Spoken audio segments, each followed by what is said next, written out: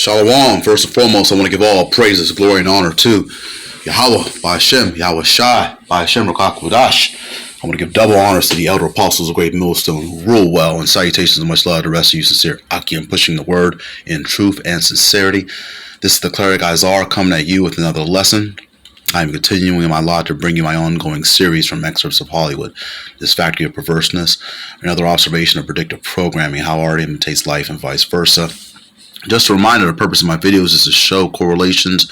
A correlation is an observation of a mutual relationship or connection between two or more things. I use movie scenes to extract or extrapolate a narrative. I'm not glorifying the Hollywood culture or life. I have a wide knowledge of films, whether they be foreign or domestic, and I just use snippets as an example to bring out similarities and those correlations. To quote Cecil B. DeMille, the greatest source of material for motion pictures is the Bible. I call this lesson Waterworld at one time, not twice. The image I have on display is from a film I watched in the past. Of course, being the truth, I reflected on this particular movie. This movie was released on July 28, 1995. The title of it is Waterworld, directed by Kevin Reynolds. Basically, I'm going to get right into it here, if you haven't seen it already. Basically, it's a post-apocalyptic action film. The setting of the film is in a distant future. The polar ice caps have completely melted, and the sea level has risen over 25,000 feet, covering nearly all of the land. And basically, every continent on the planet Earth is now underwater, and the remains of the human civilization live on rugged, floating communities. All right, and they've long forgotten about living on land, but there's a myth about dry land that exists somewhere in the endless ocean. Okay, basically, if you're not familiar with the scriptures, this is total fiction, because if you're familiar with the scriptures, like I just said, you'll be more familiar with the covenant of the rainbow. Okay, I'm gonna go into it because this is what Hollywood likes to do. They like to throw a lot of lies out there to draw you away from the scriptures, so you don't understand the promises, specifically the covenant of the Most High and what He established to the inhabitants of the planet Earth. Okay, and this is actually a covenant to every living person on the planet Earth. And I'm gonna bring that out. Because yes, the world was flooded at one point, and a lot of people, some people don't believe in the flood. I know I believed in it. I mean, ever since I was a little boy. I mean, if you've seen fossils and you've seen all the different kinds of fossils, and whether it be in a museum or online, you can see how there was something that happened, because they could find fossils in mountain terrain that is very, very high up, and at one point, that mountain was underwater. Okay, and in this particular film, you see how it can happen, but they always go into climate. What's it called? They're always bringing it out in the politics and so forth about I forget the particular name they call it. It's not a climate adjustment, but it's something similar to that. But they always bring out in this particular disaster scenarios about the polar ice caps melting and flooding the earth and so forth. But even if it were to do that, it would be underneath the Most High. But the Most High is bound by His word, so He said He wouldn't do that again. And I'm going to tell you what He is going to do the second time, because there is going to be a destruction. Going into the covenant of why the Most High won't destroy the world with water, you got to go into the book of Genesis, starting at chapter 9. All right, Genesis chapter 9, we're going to start at the 8th verse, and it reads, "And the Most High spake unto Noah and to his sons with him, saying," okay, now those sons are going to be the three sons, Ham, Shem, and Japheth.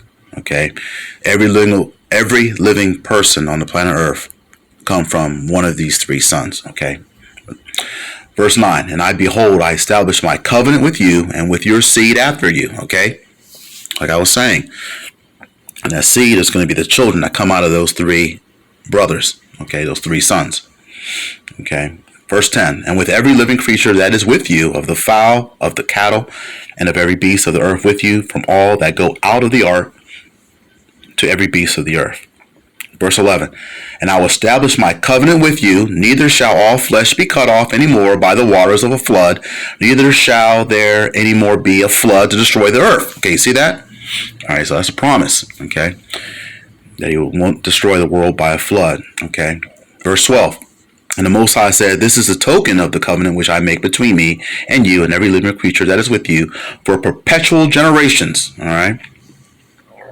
Verse 13, I do set my bow in the cloud, and it shall be for a token of a covenant between me and the earth. Verse 14, and it shall come to pass when I bring a cloud over the earth, that the bow shall be seen in the cloud. Okay, that's talking about the rainbow. Verse 15, and I will remember my covenant which is between me and you and every living creature of all flesh, and the waters shall no more become a flood to destroy all flesh. So he says it again. He says it in verse 11, then he reiterates it again in verse 15. All right, verse 16 talks about the flood, talks about the rainbow again.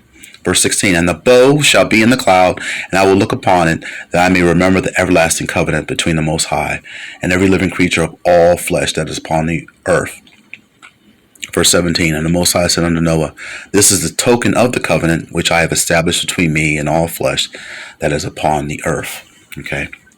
Now, there are going to be a lot of people dying in the next judgment, okay, but the next judgment will be done by fire, and I'm going to tell you what kind of fire it's going to be, because even my mother taught this to me when I was a young boy about, hey, the Most High did destroy the world before by water. The next time it's going to be by fire. She just didn't specify what kind of fire, and it's going to be those nuclear missiles. Okay, I'm talking about when the Most High sends his son Yahweh Shai, the one you usually call Jesus Christ, to come and judge the earth on his second coming. That's going to be read about in 2 Peter chapter 3. And talking about this coming judgment, we're going to start at verse 5. 2 Peter chapter 3, verse 5. And it reads, for this they willingly are ignorant of, that by the word of the Most High, the heavens were of old, and the earth standing out of the water and in the water. Verse 6, whereby the world that then was, being overflowed with water, perished. Okay, you see that? Just like you see in this particular image here. This is from the opening sequence of Waterworld, where they show you the polar ice caps melting and the water encompassing the earth. But in the ancient time, when this first flood happened, actually the water came out from underneath, and they'd never even seen rain before either. So it came from underneath and above. All right, so that must have been really frightening to be destroyed by water like that.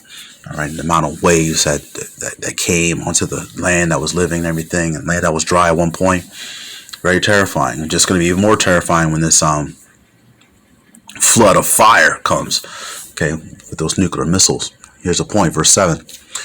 But the heavens and the earth, which are now, by the same word, are kept in store.